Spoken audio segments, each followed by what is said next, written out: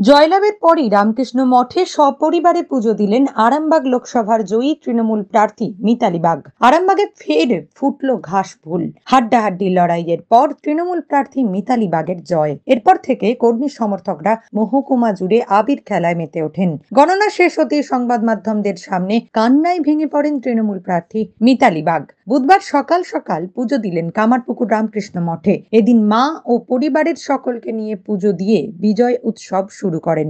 এরপর সাংবাদিকদের মুখোমুখি হয়ে মিতালি বাগ বলেন, দায়িত্ব অনেক বাড়লো, এবার সকলের সাথে থেকে কাজ করতে হবে। রামকৃষ্ণ মঠ নিয়ে বলেন, ছোট থেকে রামকৃষ্ণ মঠ তার কাছে একটা আবেগ, তাই পুজো দিয়ে নতুন দিন শুরু করলাম।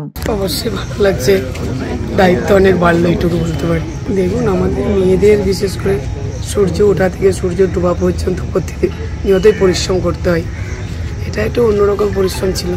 আমি কৃতজ্ঞ মাননীয় মুখ্যমন্ত্রী মমতা বন্দ্যোপাধ্যায়ের কাছে, আমি কৃতজ্ঞ সর্বভারতীয় সাধারণ সম্পাদক অভিষেক বন্দ্যোপাধ্যায়ের কাছে, কৃতজ্ঞ আমার তৃণমূল কংগ্রেসের কর্মীবৃন্দের কাছে। আমি যেদিন আমি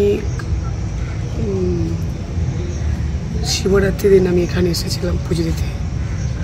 এখান থেকে অভিষেক বন্দ্যোপাধ্যায় অফিস থেকে নিয়ে গেছিলেন এই জায়গাটা থেকে। সেদিন আমি এখানেই ছিলাম। তো একটা আধ্যাত্মিক যোগ।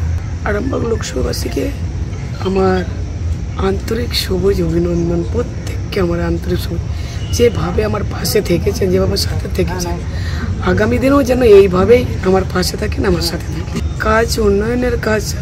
দেখুন, আমি যেহেতু একজন SC/ST পরিবারের সম্প্রদায়ের পরিবারের মেয়ে, পেছিপোড়া, অবশ্যই পেছিপোড়া মানুষের জন্য আমার কাজ শুরু হবে।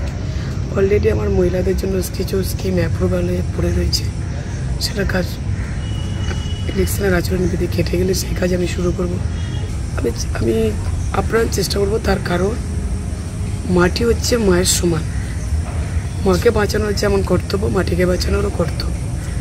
মাটিকে বাঁচিয়ে কীভাবে করা যায় ওনাদের সাথে আলোচনা করি। একদম অবশ্যই বাবাদিকের মানুষ অত্যন্ত ভালো মানুষ, আমার কাছে প্রণম্য।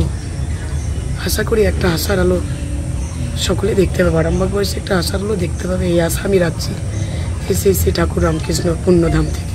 নিউজ আজ বাংলা, গোঘাট। নিঃসন্তান হওয়ার কারণ স্বামী বা স্ত্রী যে কেউ হতে পারেন।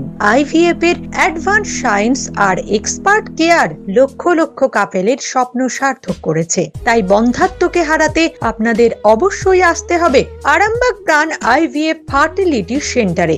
এখানে চিকিৎসা করিয়ে অনেক দম্পতি সন্তানের মুখ দেখেছেন। আমাদের ঠিকানা আরামবাগ বসন্তপুর আমতলা, বিবেকানন্দ পল্লী 2 নম্বর রেলগেটের পাশেই। মোবাইল নাম্বার 7865858781 অথবা 7908098172।